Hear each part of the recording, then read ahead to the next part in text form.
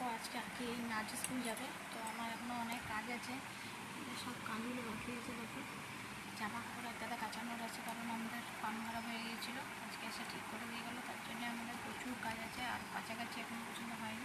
তো আঁকির ওর দাদুর সাথে পাঠিয়ে দেবো নাচ স্কুল। তো তোমরা দেখো কাজগুলো করি। এই যে আঁকি রেডি হচ্ছে নাচ স্কুল যাওয়ার জন্য, জিমনাস্টিক ক্লাস যাবে। দেখো কি অবস্থা হয়েছে। এবার ওকে পাঠিয়ে দিয়েছি নাচ স্কুল, এবার ওর দাদুর সাথে পাঠিয়ে দিয়ে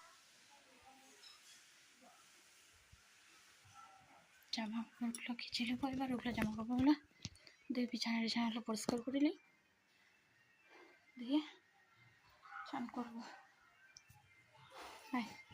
কাছাকাছি হচ্ছে, কাছাকাছি হয়ে গেল, তখন পরিষ্কার করবো। দেখো ঘরটা গুছানো হয়ে গেছে।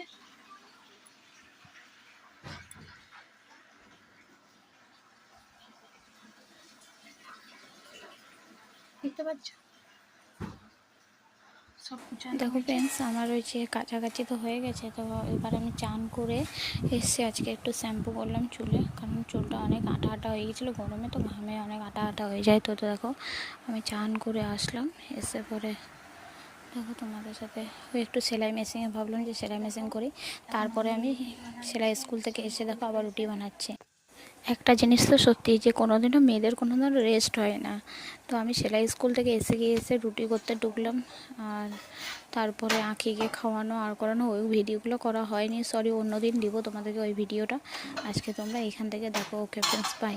মেয়েদের কোনো দিনও শান্তি নেই।